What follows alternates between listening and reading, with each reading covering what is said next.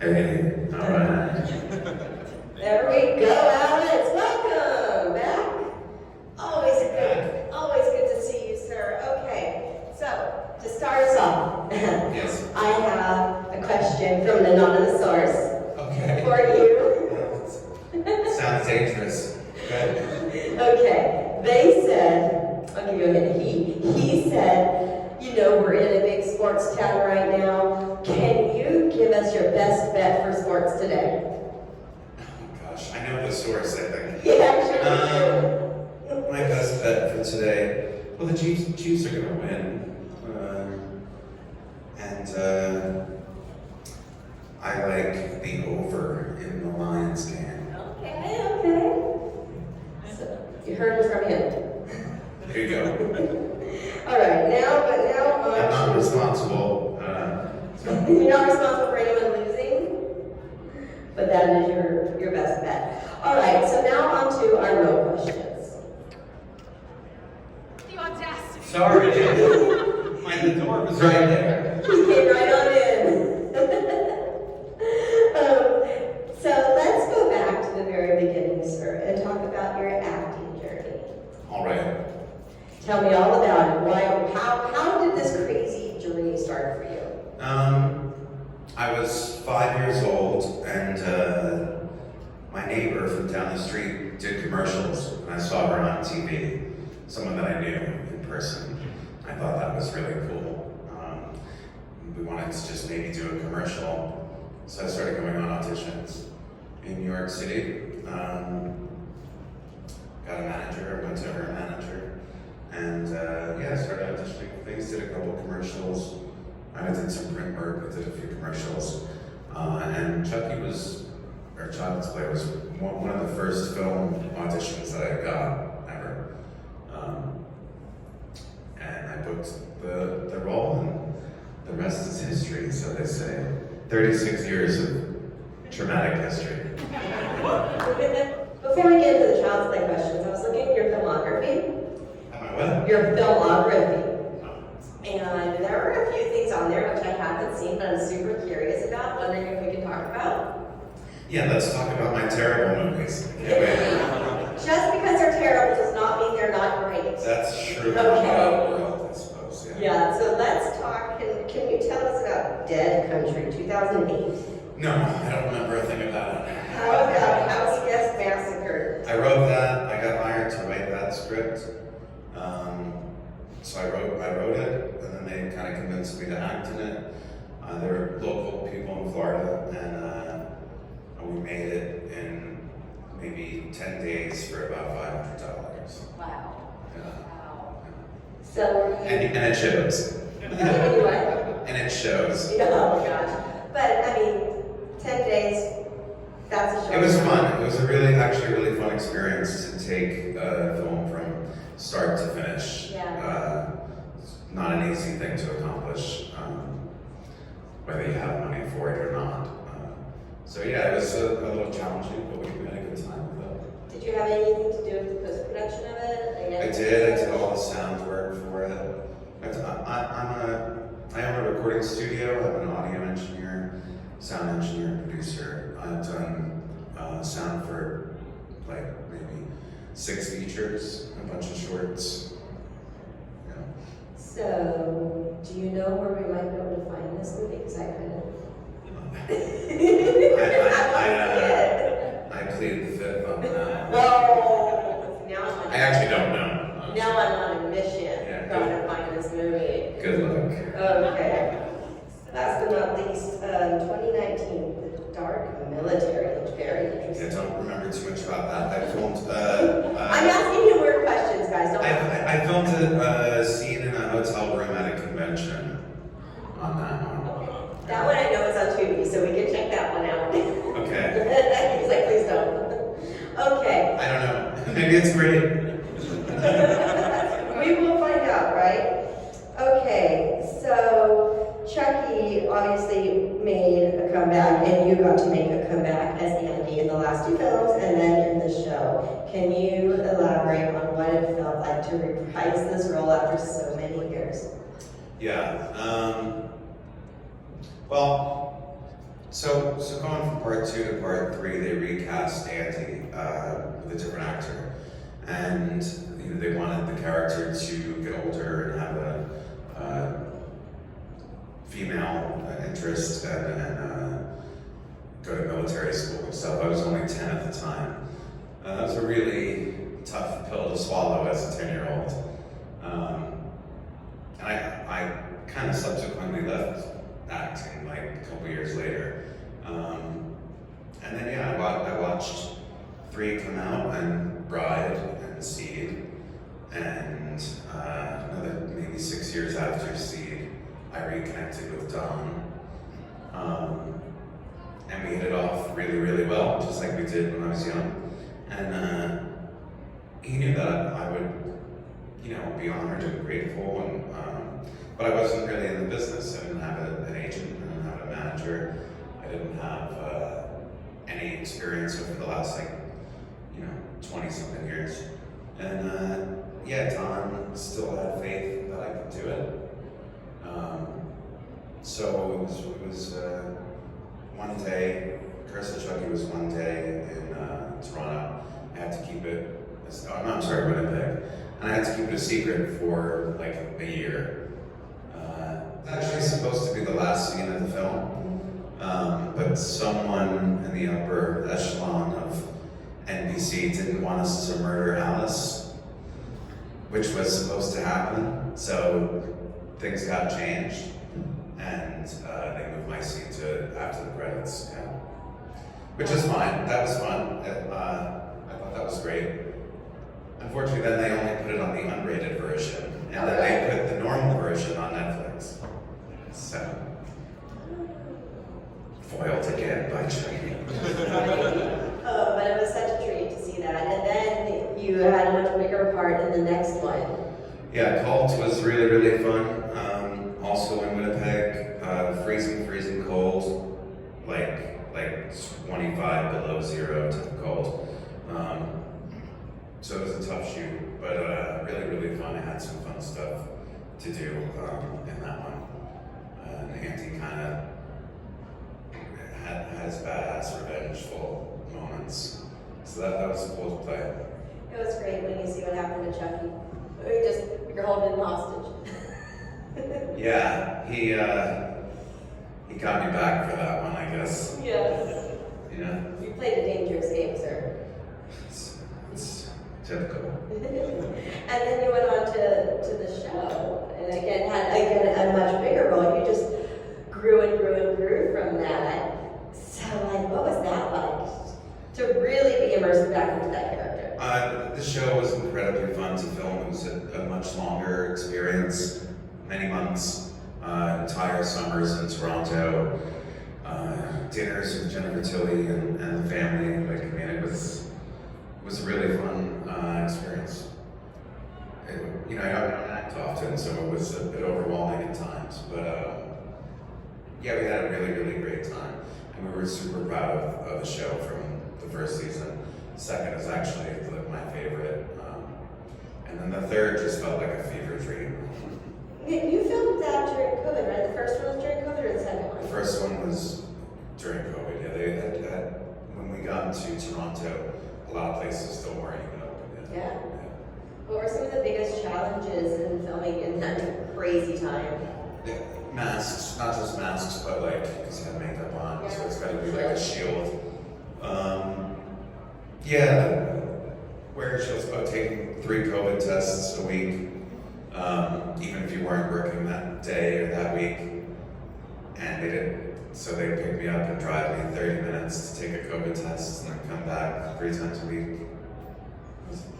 And that was Canada, so they had quarantine law, right? Yeah, that was the other part, yeah. When I got there, I had to spend 14 days in a hotel room or apartment, sort of, and I wasn't allowed to leave the room. The government was keeping track. You're not allowed to leave the room for 14 days. And I smoke, unfortunately. So I got in trouble for smoking on the balcony, which is ridiculous, because what else was I supposed to do? You're outside. Yeah. They kicked me out of that place after a week. And it was the best thing to ever happen, because I went to a place that I loved much, much more with a huge balcony. And you were able to smoke on the It did work out, but I was really pissed that day. You were able to smoke on the new balcony? Yeah, it was a massive wraparound balcony. Yeah. So can you go back now, back to your childhood, back to baby Alex, talk about your audition for the original Child's Play. Yeah, I auditioned in New York. I got a call back in New York. Then I got another call back to fly to LA and audition against a couple of other kids. And so my mother recently corrected me a little bit on this. I went into the audition and everybody was there, all the producers, you know, a whole room full of people. And I got to that line in the audition, and Maggie's a real bitch, got what she deserved. And I didn't want to say that, so I said I forgot the lines, and we started over. And then I got up, and after I refused to say it again, I got up and ran out and locked myself in the bathroom. And then my mother came in and told her what was going on, and she went back and told them. Then she came in with me. They thought, you know, I said I didn't know the lines, and they believed it. So I guess they thought my acting skills were, my lying was impressive. I was made for the business, I guess. Yes, there was also, I guess, a bit of innocence about me that was, you know, perfect to juxtapose this menacing doll. So I put the role off of that. Do you remember the first scene that you shot, or is it also a fever dream because you were so young? Yeah, I don't remember that word. I know that we shot in Chicago first. All the exterior scenes were in Chicago. All the interior scenes were in Los Angeles for the first film. And we shot in Chicago first. And that was another freezing cold winter. So yeah. I don't remember what the first thing we shot was. Yeah. I mean, it was a long time ago when you were very young. Don might know. I could maybe find out now. Yeah. Oh, ask him. My mom might know, actually. Yeah.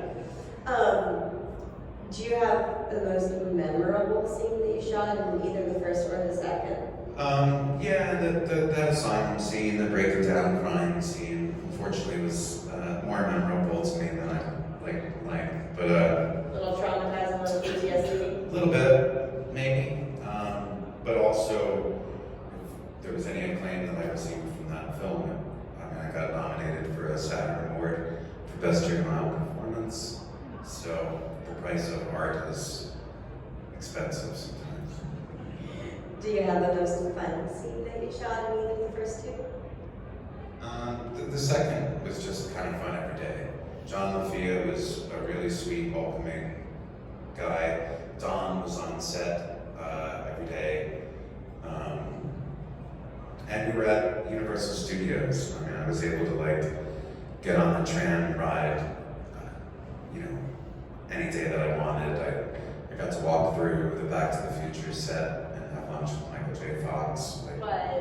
Yeah, it's all been downhill from there. I don't think so. You made a good comeback over the last few years, sir. You should be proud. Okay, I could go on forever, but this is your show. Does anyone have any audience questions? Yes. It's been 36 years of Chucky, and he's evolved so much. And in the show, there are actual different forms of Chucky. Do you have a favorite Chucky or a favorite incarnation of Chucky? It's not the Colonel, I'll tell you that. Good Chucky was really entertaining. Obviously, there's no such thing as good Chucky, but that was probably the most maniacal thing he's done ever. So I'd say that one. I really like the good guy doll from Cult of Chucky, like the way that the actual normal good guy doll looks. It's kind of my favorite appearance. It's the one that I own too. But I think he's never looked better than in the show. I think it was just fantastic. We're really, really proud of it. Yeah, so for Andy Barclay, there's a gap in the kind of saga of Chucky from and Curse. Yeah. I guess a two-part question. What do you imagine Andy is up to or going through during that period? And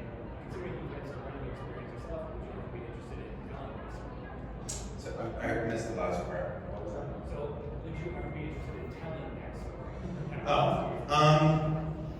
Yeah, so for the most part, because I'm so, because I've got 36 years of being impressed by everything Don does, I try not to fill in those gaps, because number one, he might at some point, somehow. But also, it just didn't seem relevant to me.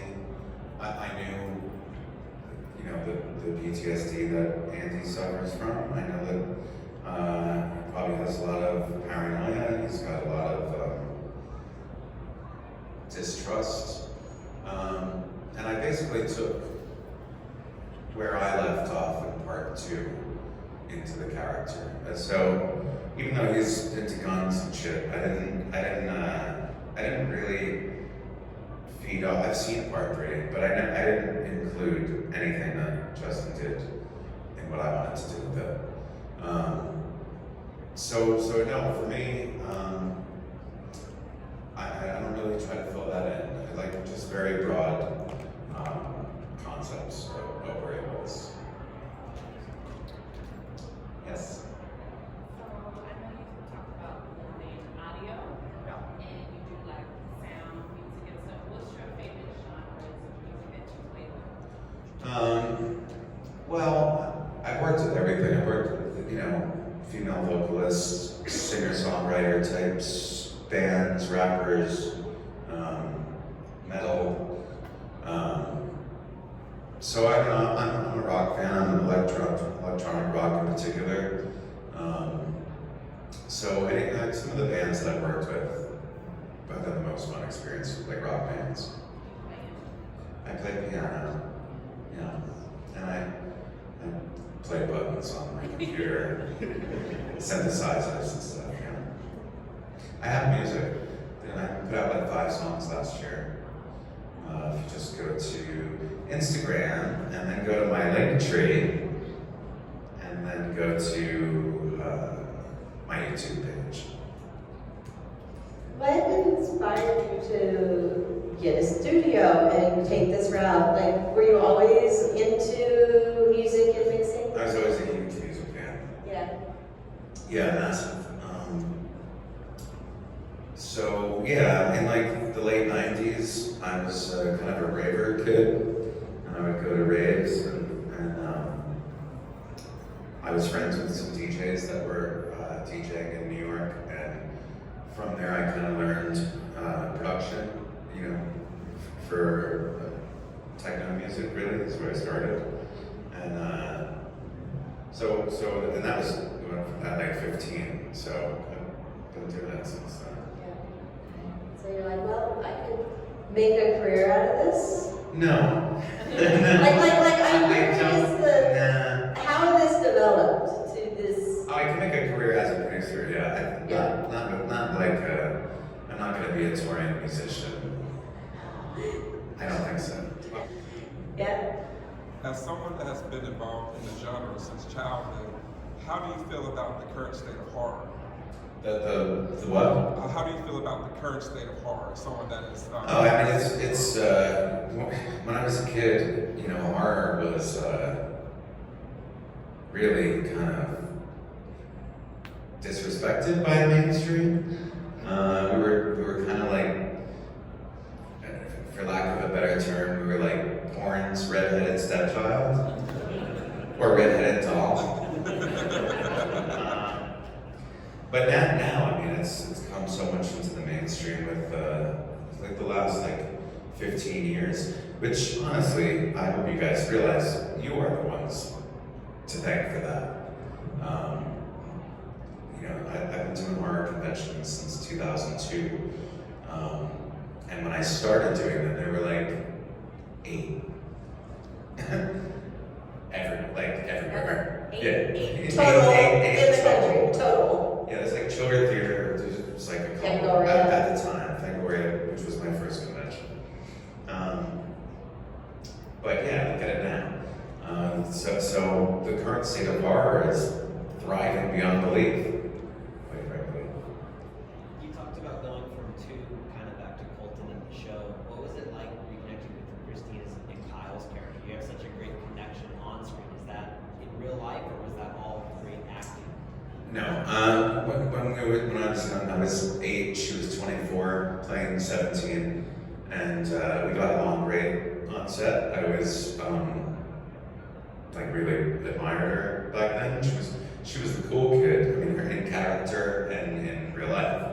So I was always very fond of her. And then, you know, some people ask, well, did you stay friends the whole time? And Christine describes that as, no, I was 24, he was 8. I was like, hey, is Alex home? So yeah, I didn't see her again until 2011. And yes, the chemistry that we have in those characters is very much a reflection of how well we get along in person. She is my sister, and I'm her brother, and we talk every day. So she's a pain in my ass, but I think I don't know, we have a lot of similarities. Yeah. Most of the Chucky family does. I mean, we call it the Chucky family because we feel like one. You know, the opportunity to work with the same people over a span of 36 years is, you know, unheard of for most people, and especially in this business. I mean, it's all thanks to Don. Yeah. Okay. Why, when you were a little kid, were you not scared of Chucky? Not at all. No, it's very different when you're there doing the same thing all day. I had the whole script memorized. It was very awesome to see how they made it work. No, there wasn't a second that I was scared of. And then when you fit your shirt? Is it appropriate for me? I hate her to ask that question. I got it here. Oh, nice. There's a vendor here? Yeah. Oh my God. Now they gotta pay me. How and when did you first meet Brad? Because he's doing the voice acting, so Yeah. I imagine he wasn't necessarily on. No, but he was in the beginning, before we ever started filming, and then he went off and recorded stuff. But yeah, have any of you seen the doc of Chucky? Yeah. So like a 4.5, 5-hour documentary that they just put out, and in that you can see some footage of Brad on his knees, running around on his knees, pretending to be Chucky. So yeah, I met him in Chicago during the first week of like pre-production. What are some of the differences in having a animatronic doll co-star and a human co-star? You're asking the wrong guy because Chucky's very real to me. So you don't piss him off? After all this time, honestly, you know, maybe that's just a side effect, but yeah, I'm able to kind of see Chucky. Plus, Brad's voice is on set, played back. Yeah, it doesn't feel that much different, to tell you the truth. Yeah. I have a lot of questions. Working with Fiona after working with Brad for so long, what's it like working with her since she was similar in age, but then she also plays her dad? Is that Well, weird? yeah, no, much like Brad, she's great to work with because she's a fucking phenomenal actress. And we're the same age, her and I. Oh, that's good. I wasn't sure. Yeah, there's probably no one in the world who grew up with Chucky in their life more than me and her. Like, more than me would be her, and that's it. So yeah, it's a thrill to work with her. It took a little while to get a scene together. The end of Cult of Chucky was really awesome. When I filmed Curse, she wasn't there. I had met her, I think, once before, but I actually met her when we were kids too, that I don't remember any of the shape. But yeah, working with her was spectacular. And the day that she was, or the week basically that she was in those prosthetics as Charles Lee Ray, that was really freaky. It's intensely freaky. Yeah. outside, and she just had a different walk about her. You know, she's spectacular. Anyone in the back or on the side that I missed? Yeah.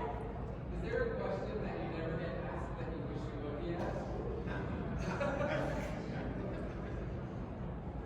No.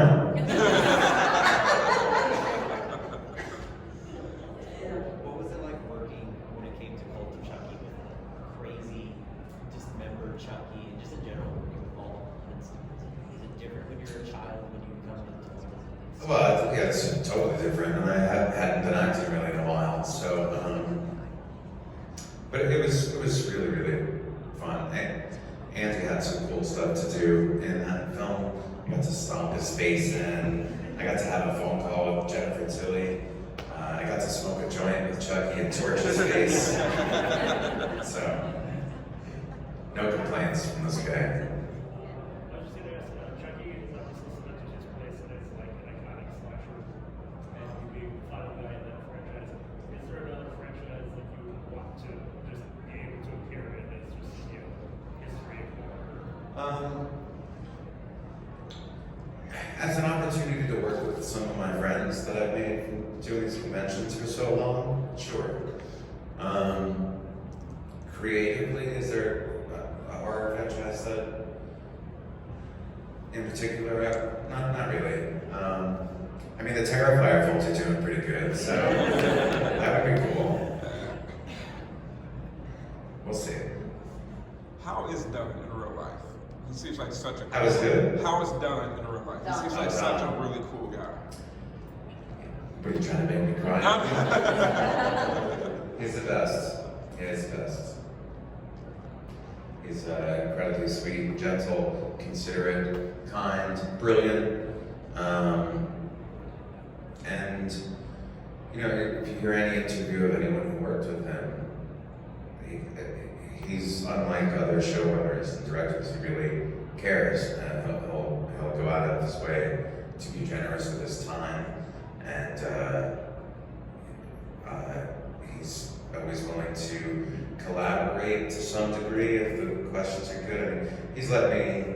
He knows how much I enjoy writing. I've been writing my whole life. I thought he was the coolest thing that he was a writer when I met him as a kid. He knows, and he said to me, I know this thing is as important to you as it is to me. So that gives you an idea. Thank you. So a lot of years had passed between part 1 and 2 and then the movies, your movies.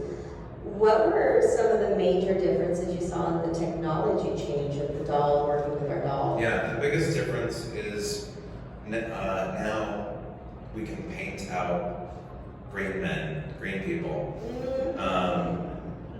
So they can actually be in the frame at the same time. In the beginning, we had to go through painstaking efforts to hide all the puppeteers. Now that's not the case. They can be hands-on, and they take a plate shot, which is, you know, a still frame shot of that setup, and then they can just paint them out. So when people ask about CGI, we've done virtually zero CGI on Chucky himself. There's been like less than 10 seconds of CGI in the entire franchise on Chucky's face. But the advantage of that technology is that we can do things like get rid of the puppeteers. So that's made a big difference. And he's also more remote, which he was wired in the beginning, and now he's wireless. Getting with the time. They used to have a puppeteer wear this like jaw thing and move his mouth to time it with what he was saying to make Chucky move his mouth. And now they can program the dialogue into his mouth, so you can just move it and say it. So it's pretty cool stuff. That's so interesting. Yeah. Watch, you know, at the end of every episode, all 24 episodes of the show, we show little behind the scenes things. If you go back and watch some of those on YouTube, you'll learn a lot about how we did it. When I had first met you a while back, Chucky hadn't officially been canceled. Compared to movies, what's the feeling when there's a show that has a story that's still going and you're Well, I mean, yeah, we were all disappointed by it, but when we started season 1, I kind of always assumed we were going to do 3 seasons. We put out 24 hours of Chucky in 3 years, compared to 12 hours of Chucky in 32 years. So, and we end with cliffhanger every single time, if you haven't noticed. So, yeah, we certainly wanted to continue with it, and I think the story's not over. Chucky always comes back,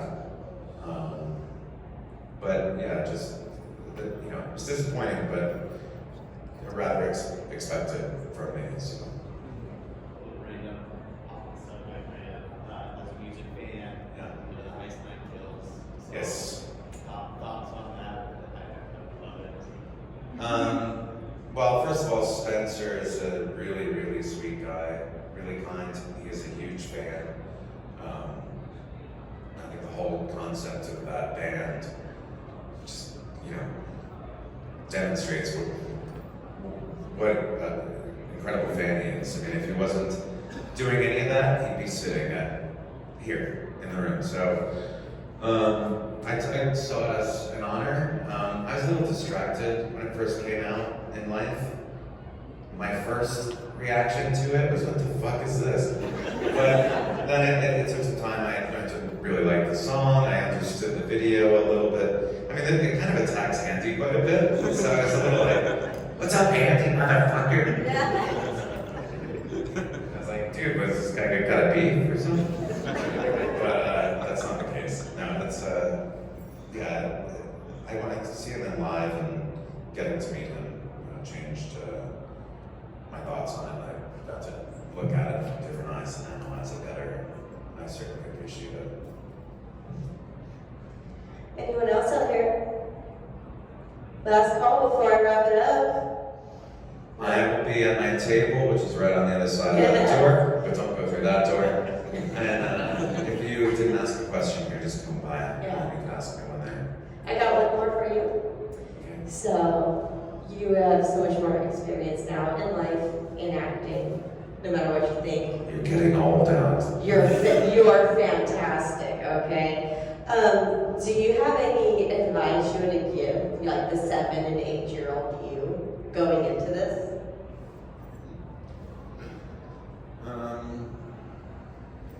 Don't take things so personal. That's good one for life, right? Yeah. Yeah. It is. It's one of the more challenging life lessons. But no, I wouldn't really want to impart all that much deep info on a child. I think maybe, you know, take things less seriously. Excellent.